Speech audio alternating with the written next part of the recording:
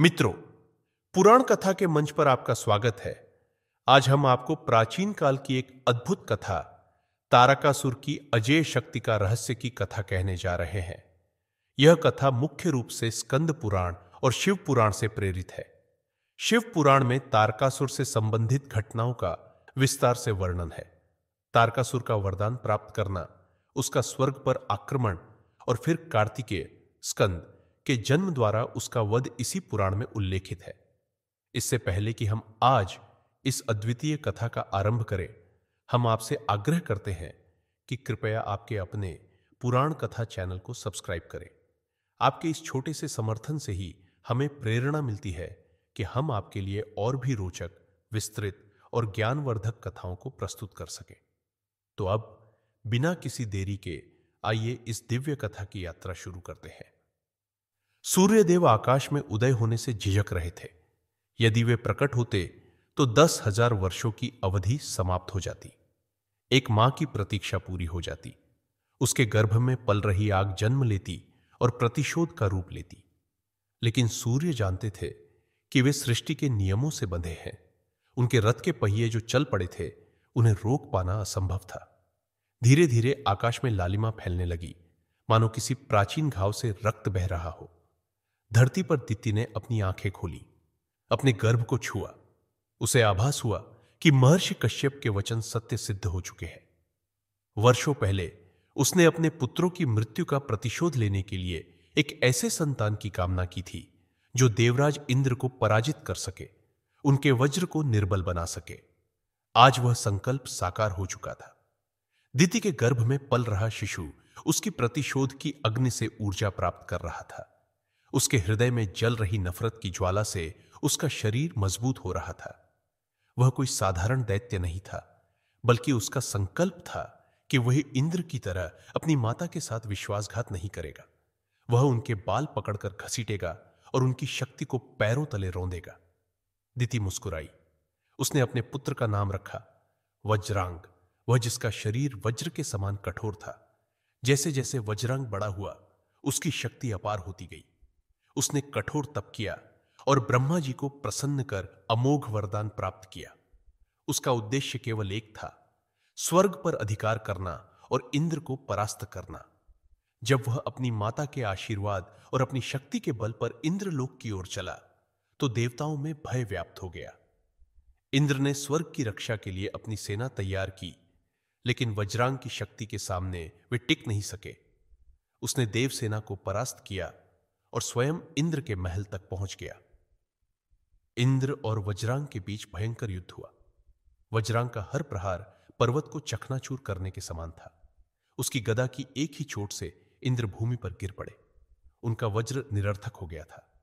इंद्र, जो देवताओं के राजा थे, आज भय से कांप रहे थे। उन्होंने वज्रांग की ओर देखा, जिसकी आंखों में दिति का क्रोध झलक रहा था। वज्रांग ने इंद्र के बाल पकड़कर उन्हें घसीटा और अपनी माता दिति के सामने ला पटका। स्वर्ग का राजा अब दिति के सामने घुटनों के बल था, भय से कांप रहा था। उसकी आंखों में जलती हुई घृणा थी। उसने अपने पुत्र को आदेश दिया, इसका सिर काट दो। जैसे ही वज्रांग अपनी तलवार उठाने वाला था, ब्रह्मा प्रकट हुए और बोले, रुको दिति, यह मत करो। इंद्र केवल एक राजा नहीं, बल्कि ब्रह्मांड के संतुलन का महत्वपूर्ण हिस्सा है। उसकी मृत्यु से एक भयानक शून्य उत्पन्न होगा। तुम्हारा पुत्र पहले ही उसका घमंड चूर चूर कर चुका है। यदि तुम इसे जीवित छोड़ दो, तो उसका अपमान हर लोक में फैल जाएगा। यह उसके लिए मृत्यु से भी बुरा होगा। दिति का हृदय अभी भी कठोर था, लेकिन वज्रांग को यह प्रस्ताव पसंद आया। उसने कहा, मैं सहमत हूं। क्यों इसे मारे, जब इसे एक जीवन दे सकते हैं जो मृत्यु से भी अधिक कष्टदायक हो।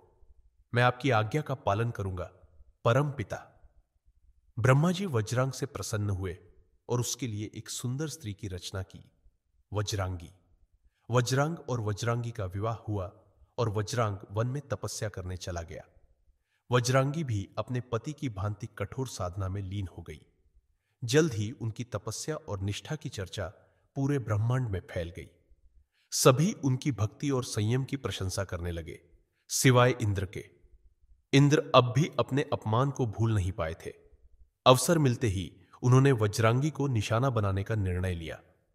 इंद्र ने एक सर्प का रूप धारण कर वज्रांगी को बार बार डंसा, लेकिन ब्रह्मा के आशीर्वाद से वह अडिग रही। जब विष भी उसका कुछ नहीं बिगाड़ सका तो इंद्र ने बारिश का सहारा लिया। लगातार बरसते जल से वज्रांगी पूरी तरह भीग गई, लेकिन उसने अपनी साधना नहीं छोड़ी। जब वज्रांग लौटा तो उसने अपनी पत्नी को इस दशा में देखा और उसकी माता को क्रोध से जलते पाया। तुमने दैत्य को अपने अंदर से शांत कर दिया और सौम्यता का मार्ग चुना, दिति ने क्रोधित स्वर में कहा। अब तुम्हारी पत्नी इसका मूल्य चुका रही है। वज्रांग का धैर्य समाप्त हो गया। उसने क्रोध में ब्रह्मा के पास जाकर इंद्र का सिर काटने की धमकी दी। ब्रह्मा फिर संकट में पड़ गए और घबराहट में उन्होंने एक और वरदान दे दिया। मैं तुम्हें एक पुत्र प्रदान करता हूं। ब्रह्मा बोले, जिस प्रकार तुम्हारा परिवार एक देवता द्वारा सताया गया है, उसी प्रकार तुम्हारा पुत्र समस्त देवताओं के लिए एक अभिशाप बनेगा। उसका नाम होगा तारकासुर। समय बीतता गया और वर्षों बाद तारकासुर का जन्म हुआ। जब उसने अपने माता पिता से अपने जन्म का उद्देश्य सुना तो वह देवताओं के विनाश की शपथ लेकर बड़ा हुआ। जैसे जैसे वह बड़ा हुआ उसकी शक्ति भी बढ़ती गई, लेकिन उसे पता था कि यदि उसे अमरता चाहिए और अजेय बनना है तो उसे कठिन तपस्या करनी होगी। युवावस्था में पहुंचकर तारकासुर परिपात्र पर्वत की ओर निकल पड़ा। वहां उसने एक ऐसे स्थान का चयन किया जहां केवल बर्फ थी और कोई जीवन नहीं था। उसी बंजर भूमि पर उसने ब्रह्मा की कठोर साधना आरंभ कर दी। वह एक पैर पर खड़े होकर 100 वर्षों तक तपस्या करता रहा। उसकी तपस्या इतनी कठिन थी कि धीरे धीरे ब्रह्मांड कांपने लगा। देवता भयभीत हो उठे। इंद्र, जिन्होंने कभी उसके परिवार को अपमानित किया था, अब उसके बढ़ते तेज से घबराने लगे। परंतु ब्रह्मा अब भी प्रसन्न नहीं हुए। तारकासुर की कठोर तपस्या समाप्त नहीं हुई थी।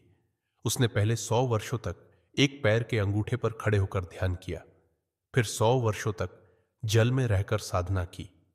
इसके बाद वह 100 वर्षों तक अग्नि के भीतर बैठकर तपस्या करता रहा। तारकासुर की अद्वितीय साधना से ब्रह्मांड कांप उठा। उसके तप की उष्णता से समुद्र खौलने लगे, वायुमंडल जलने लगा और देवता भयभीत हो उठे। अंततः ब्रह्मा स्वयं प्रकट हुए। तुम्हारी तपस्या अतुलनीय है वत्स, ब्रह्मा बोले। मैंने तुम्हें पहले ही वरदान दिया था कि तुम देवताओं के लिए एक अजेय भय के रूप में प्रकट होगे। अब और क्या चाहते हो? तारकासुर की आंखों में एक चालाक चमक थी। उसने कहा, मैं अपनी मृत्यु को पराजित करना चाहता हूं। ब्रह्मा गंभीर हो गए। अमरता की इच्छा मत करो, यह असंभव है। जो जन्मा है उसकी मृत्यु भी निश्चित है। तारकासुर ने सिर झुकाया मानो विचार कर रहा हो, फिर बोला, तो फिर मुझे एक और वरदान दे। ऐसा वरदान कि मेरी मृत्यु केवल एक बालक के हाथों हो। ब्रह्मा चौंक गए। बालक? हां, केवल महादेव के पुत्र द्वारा। महादेव? यह सुनकर ब्रह्मा को लगा जैसे किसी ने तलवार चला दी हो। उन्हें तुरंत समझ में आया कि तारकासुर क्या कर रहा था। यह वही रणनीति थी जो हिरण्याक्ष और हिरण्यकशिपु ने अपनाई थी। अमरता प्राप्त न कर सकने पर अपनी मृत्यु को असंभव बनाना। परंतु ब्रह्मा भी नियमों से बंधे थे। उन्होंने नेत्र बंद किए और वरदान दे दिया। तथास्तु। वरदान प्राप्त करने के बाद तारकासुर ने विशाल सेना संगठित की और स्वर्ग पर चढ़ाई कर दी। देवराज इंद्र और समस्त देवताओं ने उसे रोकने के लिए अपनी संयुक्त शक्ति का उपयोग किया, लेकिन ब्रह्मा के वरदान से वह अजेय बन चुका था। तारकासुर ने इंद्र को बंदी बना लिया, उनका सिर मुंडवा दिया और उनके शरीर पर कुत्तों के पैरों के चिन्ह अंकित करवा दिए। यह दैत्यों के लिए विजय का प्रतीक था और देवताओं के लिए घोर अपमान। इंद्र ही नहीं बल्कि स्वयं भगवान विष्णु भी तारकासुर को रोकने में असफल हो गए। देवताओं ने आखिरकार ब्रह्मा जी के पास सहायता के लिए गुहार लगाई। ब्रह्मा जी ने सभी को आश्वस्त किया, तारकासुर नष्ट होगा, परंतु उसके लिए महादेव के पुत्र का जन्म आवश्यक है। देवताओं ने चिंता व्यक्त की, परंतु महादेव तो अब भी सती के शोक में है। उन्होंने स्वयं को संसार से अलग कर लिया है। वे अनंत ध्यान में लीन हैं। वे संतान उत्पन्न नहीं करेंगे। ब्रह्मा जी गंभीर स्वर में बोले, यही तो तारकासुर की योजना थी। उसने मुझे वही वरदान मांगकर छल किया है जिससे वह लगभग अमर हो गया। परंतु हमें महादेव को इस शोक से बाहर लाना होगा। उन्हें अब संसार की ओर लौटना होगा। उन्हें संतान उत्पन्न करनी होगी जो तारकासुर का अंत कर सके। देवताओं ने चिंता से कहा। लेकिन महादेव तो अब भी सती के वियोग में ध्यानमग्न है। वे विवाह तक नहीं करेंगे तो संतान कैसे होगी? ब्रह्मा जी मुस्कुराए और बोले, आदि शक्ति पुनर्जन्म ले चुकी है। सती अब पार्वती के रूप में जन्म ले चुकी है और शिव को प्राप्त करने के लिए तप कर रही है। यदि वे सफल होती है तो महादेव का पुत्र जन्म लेगा और वही तारकासुर का अंत करेगा। अब देवताओं के मन में एक ही प्रश्न गूंज रहा था, क्या शिव पिता बनेंगे? क्या पार्वती उन्हें अपने प्रेम से फिर से संसार की ओर मोड़ पाएंगी? और क्या तारकासुर का अंत संभव होगा? आगे की कथा में पार्वती का तप, शिव का पुनर्जागरण और अंततः कार्तिकेय का जन्म होगा जो तारकासुर के विनाश का कारण बनेगा। पौराणिक कथा से सीख, अहंकार और छल का पतन निश्चित है। तारकासुर ने अमरता प्राप्त करने के लिए चतुराई दिखाई, लेकिन उसका अंत सुनिश्चित था। कोई भी शक्ति प्राकृतिक नियमों से परे नहीं जा सकती। अहंकार और छल से मिली शक्ति स्थायी नहीं होती। धैर्य और तपस्या से असंभव संभव होता है, चाहे वह तारकासुर का कठोर तप हो या पार्वती का शिव को प्राप्त करने का प्रयास। इस कथा से यह शिक्षा मिलती है कि सच्चे संकल्प और तप से हर लक्ष्य प्राप्त किया जा सकता है। प्राकृतिक संतुलन आवश्यक है। देवता और दैत्यों की शक्तियों में संतुलन आवश्यक है। जब कोई शक्ति अति हो जाती है तो सृष्टि स्वयं उसे संतुलित करने के लिए नए मार्ग खोजती है, जैसे तारकासुर के आतंक को समाप्त करने के लिए कार्तिकेय का जन्म।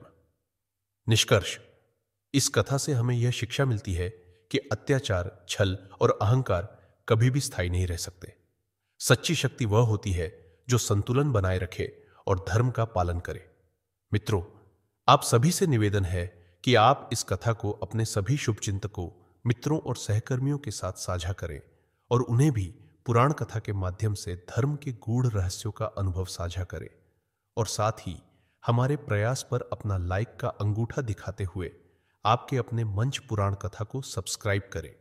हमारे साथ इस कथा के अंत तक जुड़े रहने के लिए आप सभी का बहुत बहुत धन्यवाद। भगवान महादेव आप सभी को प्रसन्न रखें और सदा आप पर मंगल आशीर्वाद बनाए रखें।